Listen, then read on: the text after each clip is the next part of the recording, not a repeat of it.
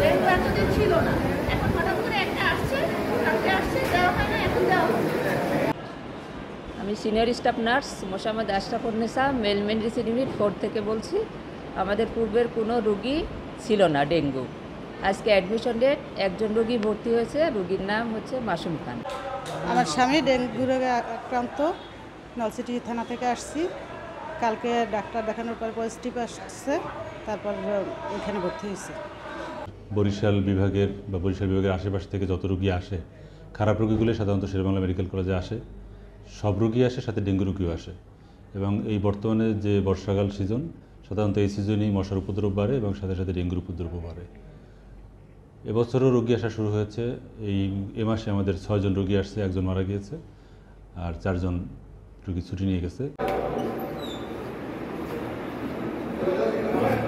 আমরা বরিশাল জেলা পুলিশ আমাদের পুলিশ লাইন সহ 10টি থানা, ফাঁড়ি, ক্যাম্প সহ আমাদের প্রায় 18টি স্থাপনা রয়েছে। এই 18টি স্থাপনায় আমরা সাধারণত যেটা করে থাকি, আমরা প্রতি শনিবার দিন আমরা গ্রিন অ্যান্ড ক্লিন একটা প্রোগ্রাম নিয়ে থাকি। প্রতি শনিবার আমাদেরকে মেসেজ দিতে হয়, ছবি দিতে হয়। প্রতিটা থানা এলাকায় পরিষ্কার পরিচ্ছন্নতা অভিযান চলমান থাকে এভরি স্যাটারডে। এবং সেখানে আমরা চাই, আপনি যে বিষয়টা তুলে ধরেছেন, আসলেই বর্ষা মৌসুম সমাগত এবং প্রচুর আক্রান্ত হওয়ার সম্ভাবনা থাকে।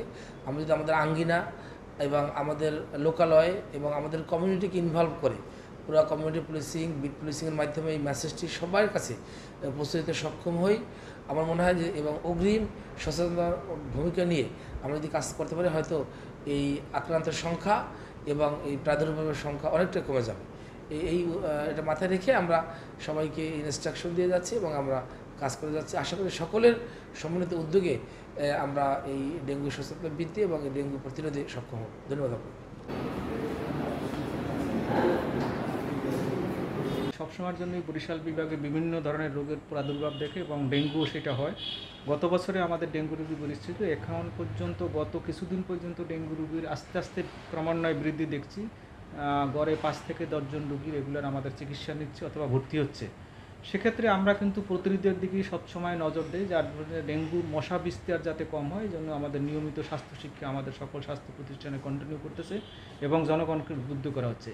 একই সাথে চিকিৎসা করার জন্য আমাদের হাসপাতালগুলো রেডি করার জন্য যেগুলো দরকার, চিকিৎসকদের প্রশিক্ষণ এবং চিকিৎসার জন্য যে সমস্ত সামগ্রী, যেমন নর্মাল স্যালাইন এবং অন্যান্য ওষুধ সামগ্রী ইতিমধ্যেই আমরা সকল হাসপাতালে নিশ্চিত করছি, যাতে চিকিৎসার দিকে কোনো ডেঙ্গু রোগী চিকিৎসায় কোনো রকমের ঘাটতি থাকে সেটা যাতে না হয়।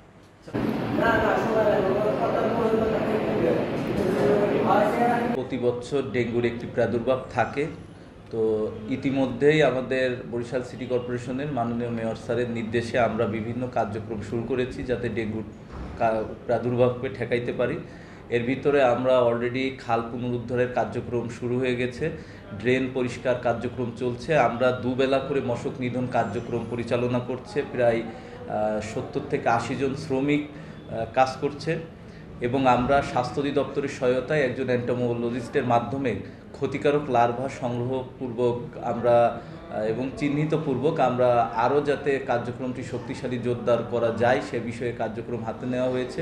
এছাড়া শহরের বিভিন্ন স্থানে মোবাইল কোর্ট কার্যক্রম চলমান রয়েছে, যাতে করে বিভিন্ন বাসাবাড়িতে, বিভিন্ন বেসরকারি অফিস আদালতের অফিসের সামনে যে পানি জমে থাকে সেগুলোতেও আমরা মোবাইল কোর্ট পরিচালনা করার মাধ্যমে জনসাধারণের সচেতনতা সৃষ্টি করেছি, যাতে করে আগামী ডেঙ্গুর যে প্রাদুর্ভাব সেই প্রাদুর্ভাবটা যাতে আমরা মোকাবেলা করতে পারি। এছাড়াও আমরা একটি মেডিকেল টিম প্রস্তুত করা হয়েছে। এই মেডিকেল টিমটি আমাদের বিভিন্ন হাসপাতাল, বেসরকারি ক্লিনিক প্রত্যেকটি জায়গাতে ডেঙ্গুর প্রাদুর্ভাব ঠেকানোর জন্য প্রয়োজনীয় সচেতনতামূলক কার্যক্রম হাতে নিয়েছে।